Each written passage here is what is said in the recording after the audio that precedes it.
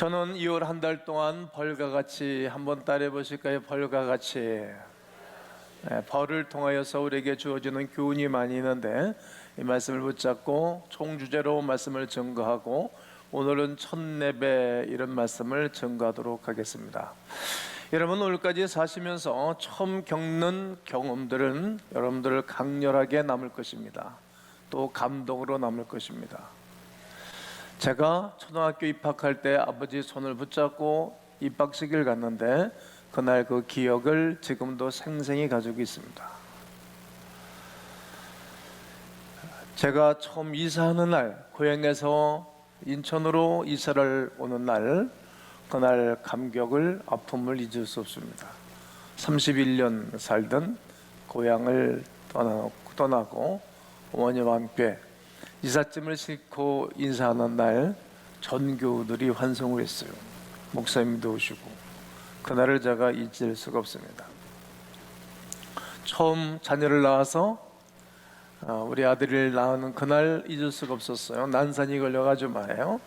이렇게 얼마나 의사와 간호사가 주물렀는지 우리 아들 머리가 꽃갈머리가 됐어요. 이렇게 주물러가지고 그 아이를 처음 만났을 때 제가 잊을 수가 없습니다. 여러 가지 일들을 맨 처음 만날 때 우리 마음이 설레이기도 합니다. 이처럼 우리 교회가 개척을 하여 첫 예배 드릴 때 그 일들을 제가 주마등처럼 싹 지나갑니다.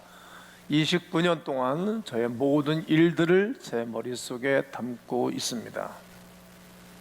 저는 교회를 개척하고 세울 때에 믿음으로 시작했습니다. 왜냐하면 하나님이 저희에게 개인적으로 하신 말씀이 있었기 때문입니다. 그 첫 번째는 수없는 야생말들이 초장에 뛰는데 내가 물어봤어요. 하나님 뭡니까? 그랬더니 나보고 야생마라고. 내가 왜 야생마입니까? 네 맘대로 살았으니까 야생마라고.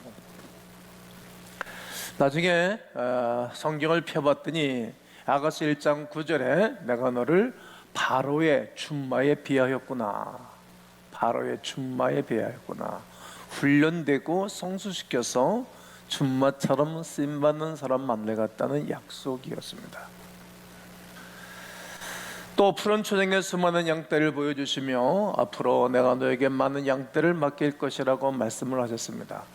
창세기 야곱에게서도 약떼와 낙타, 양떼를 많이 맡겼다라고 말씀하시고 또 28절에서는 양떼의 우리를 갖추며 또 29절에서는 양떼와 많은 소떼를 위하여 양떼, 소떼, 양떼를 말하고 있습니다. 그러면 시편 23편 1절에서는 여호와는 나의 목자시니, 그러니까 성도가 양떼고 양이고 우리 주님이 목자라는 말입니다. 에레미야서 25장 35절을 보면 목자들은 도망할 수 없겠고, 목자가 도망가면 싹꾼이잖아요. 양떼를 버리고 도망가면 싹꾼이라 그러죠. 양떼 인도자들은 도주할 수 없으리로다. 성도들의 목자는 도망갈 수 없다는 거예요. 그러니까 양떼는 사람인 것이 분명하겠죠? 성도인 것이. 또 29절에 보면 계속적으로 말씀을 하세요. 35절에 보면 목자들은 도망할 수 없고 양떼 인도자, 24절에 보면 성읍의 농부와 양떼를 인도하는 자가 거기에 함께 살 것이다. 또 에스겔서 34장 17절에 보면 나의 양떼 너희요, 따라해 보셔요. 나의 양떼 너희요. 하나님의 양떼라는 말입니다. 또 사도행전에 보면 사도 바울이 고백하기를 여러분은 자기를 위하여 또는 온 양떼를 위하여 삼가라. 온 양떼를 위하여 성령이 그들 가운데 여러분을 감독자라 삼았고 하나님이 자기 피로 사신 교회를 보살피게 하셨느니라. 그러니까 양떼, 하나님의 양떼를 목자에게 맡기고 그 목자가 양떼를 보살피게 하셨다는 말입니다. 저에게 보내주고 맡겨진 양떼를 저는 성실히 돌보았습니다. 밤과 낮으로 할 것 없이 밤새도록 상담도 하고 새벽 예배 전에 밤새도록 상담도 한 사람을 위하여, 그리고 새벽 예배를 드릴 때도 있었습니다. 왜냐하면 하나님의 양떼이기 때문이죠. 나한테, 내가 임기 동안에 나한테 맡긴 양떼이기 때문에 그렇게 돌보며 살았습니다. 정리를 해드리면 성도는 양떼입니다. 그런 가운데 현실적인 문제가 얼마나 많습니까? 오늘도 아마 여러분은 개인적인 현실적인 문제들이 있으리라고 생각합니다. 그때마다 온전히 하나님을 믿고 양떼를 양육하고 돌보는 가운데 하나님이 양떼들을 증식시켰습니다. 성도들을 세우게 했고 부흥의 역사를 맛보아 알게 하셨습니다. 여러 문제를 하나님이 때를 통하여 해결해 주셨고 기적을 행하여 주셨습니다. 교회를 개척하여 첫 예배 드림이 지금도 저에게는 감격으로 남아 있습니다. 이처럼 예수님의 첫 기적은 우리에게 주시는 말씀이 깊습니다. 문제를 풀어주시는 예수님의 사랑이 오늘 성경 본문 속에 담겨져 있습니다. 저는 오늘 요한복음 2장을 통해 예수님의 첫 기적을 행하심으로 하나님의 사람들에게, 그때 당시 예수님의 제자와 어머니와 다른 사람들에게 예수 그리스도가 하나님의 아들이심을 나타내 보인 것처럼 우리 교회 첫 예배를 드린 이후부터 29년 동안 하나님의 살아계신 것을 보여주신 거룩한 은혜가 오늘 여러분 모두에게 교회 위에 있기를 주의 이름으로 선포합니다. 첫 기적, 오늘 본문 2장에 보면 예수께서 이 첫 표적을 갈릴리 가나에서 행하여, 첫 표적을 갈릴리 가나에서 행했다는 말입니다. 왜 예수님은 첫 기적을 다른 데 가서 행할 수도 있을 거 아니겠어요? 왕을 치료하고 왕가에 가서 역사할 수도 있을 거 아니겠어요? 그런데 갈릴리 가나 혼인잔치주가 생겼다는 겁니다. 의미가 있습니다. 어떤 의미일까요? 예수님은 우리의 신랑이십니다. 예수님이 여러 가지로 비유하셨어요. 당신을, 우리를 향해서 친구라고 말씀도 하시고 하나님 자체라고도 말씀하시고, 그리고 창조자라고도 말씀하시고 여러 가지로 말씀하셨는데 예수님은 우리의 신랑으로, 우리는 그의 신부로, 그러기에 첫 기적을 혼인집에서 행하신 것입니다. 의미가 있는 것입니다. 그런 가운데 첫 기적을 행하시면서 많은 사람들이, 제자들이 그때도 예수님에 대해서 긴가민가 했잖아요. 성령 세례 받기 전까지 그들이 얼마나 뒤돌아서고 왔다 갔다 합니까? 그러면서 그들에게 내가 메시아다, 구원자이심을 믿게 하기 위하여 이 기적을 행하신 것입니다. 우리의 삶 속에 기적이 왜 필요할까? 기적을 경험하면서 예수님을 온전히 믿게 됩니다. 그리고 첫 예배를 드리고 매주 같은 인원이었습니다. 주일날 예배, 수요, 또 철야 예배가 늘 예배 인원이 똑같았습니다. 왜냐하면 우리 3살짜리 아들하고 제 아내하고 둘이 셋이서 예배 드리니까 늘 같았어요. 그리고 한 분이 오시면 분위기가 그러니까 그분도 주일낮, 주일 저녁, 수요, 철예배 똑같고, 또 그리고 1년, 2년, 92년, 93년, 94년, 95년도에 이제 땅을 내서서 건축을 했거든요. 그때까지 예배 인원이 똑같은 거예요. 재미가 있었어요. 네, 나는 여러분 모두도 함께 예배 인원이 같았는데 동조하기를 권면합니다. 신기한 일이 벌어졌어요. 마치 95년도까지 우리 교회는 항아리 6항아리에다가 물을 갖다가 아구까지 채우라 이렇게 말씀하셨을 때 갖다 채우고 난다는 기적이 일어났던 것처럼 교회는 늘 아구를 채우는 듯한, 눈에 보이는 것 없고 큰 별 눈에 이렇게 상동감 있는 일들이 없어요. 물론 기쁘긴 했지만 끊임없이 예배를 드리는 가운데 하나님이 또다시 제2의 도약인 첫 번째 예배당을 건축하게 하신 것입니다. 하루하루 늘 예수 그리스도에게 순종이었습니다. 당장은 무슨 일이 일어날지 알지 못하여도 예수님의 명령하신 대로 진행해 나갔던 것입니다. 그리고 예배와 헌신의 하나됨을 경험하였습니다. 하나님의 사람들이 있는 한 분 한 분이 자기 자리에 들어가서 섬기기를 시작했어요. 맨 처음에 구역이 하나였었어요. 옛날에는 구역이라고 했잖아요. 그러다가 세 개로 분해서 믿음, 소망, 사랑으로 묶었어요. 그리고 충성, 남성들을 묶자. 그래서 충성 1구역 하나예요. 강사는 김동기 목사지. 그렇게 시작한 것입니다. 부흥하기 시작했습니다. 그리고 성도들이 첫 예배당 건축에 동참을 하였습니다. 하나님의 일하심을 이제 95년도까지 경험을 하고 90년도에 교회를 건축을 마무리를 하고 2월 달인가 1월 달인가 입당을 했어요. 모든 사람이 구원을 받고 모든 사람이 진리를 알게 하는 일에 교회가 1순위를 두었습니다. 온 성도들이 하나 되었습니다. 교회는 마치 잔치집과도 같았습니다. 잔치집에는 신랑과 신부가 주인공인데 일하는 분들이 많이 있잖아요. 음식 준비하고 뭐 안내하는 그런 분들처럼 말이죠. 그 잔치집에서 기쁨이 있는 거예요. 그런 가운데 물 떠다 준 하인들은 알더라 말씀하신 것처럼 일하는 사람들은 기쁨이 있었고 일하지 않는 사람들은 기쁨이 없는 거죠. 그러면서 온 성도가 하나가 되었습니다. 그렇습니다. 예배가 하나가 되었습니다. 따라해 보실까요? 예배에 하나가 되었습니다.